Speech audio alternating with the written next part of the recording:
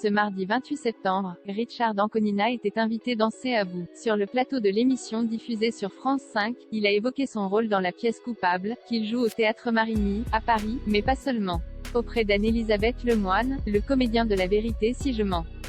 S'est également exprimé au sujet de Jean-Paul Belmondo, qu'il a connu lors du tournage du film Itinéraire d'un enfant gâté, sorti en 1988 au cinéma, et de ses parents, qui étaient fiers de sa carrière. C'est une belle rencontre. Pour ma génération, c'était l'homme de Rio, a d'abord lancé Richard Anconina en se remémorant la jolie relation qu'il a tissée avec celui qui s'est éteint le 6 septembre dernier, à l'âge de 88 ans.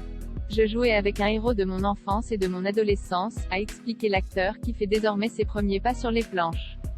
Vos parents, ils ont ressenti quoi en vous voyant aux côtés de Bebel au cinéma, a demandé la présentatrice télé, tandis que le comédien a révélé qu'il était heureux, mais aussi flatté de voir leur fils donner la réplique à un tel monument du 7e art. En toute honnêteté, il a même confirmé qu'il est fier d'avoir fait plaisir à ses géniteurs, qui ont pu partager une bonne partie de sa carrière. Une maman inquiète pour son fils visiblement touchée de parler de ceux qui lui ont donné la vie, Richard Anconina a prévenu l'équipe de C'est à vous, avec humour, attention, je n'ai aucun frein, pour l'émotion.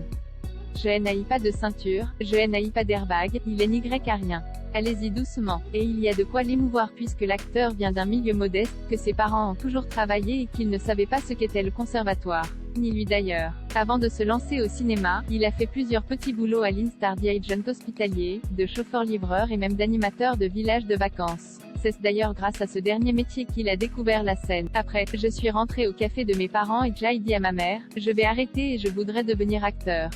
Elle m'a dit, mais comment ça? On ne connaît personne. Je lui ai dit, t'inquiète pas, je vais me débrouiller, a-t-il affirmé, en précisant que c'est à ce moment-là qu'il a pris des cours et qu'il a pu, ensuite, se faire une place dans ce milieu relativement difficile d'accès, alors qu'il n'était pourtant pas du tout cinéphile à l'origine.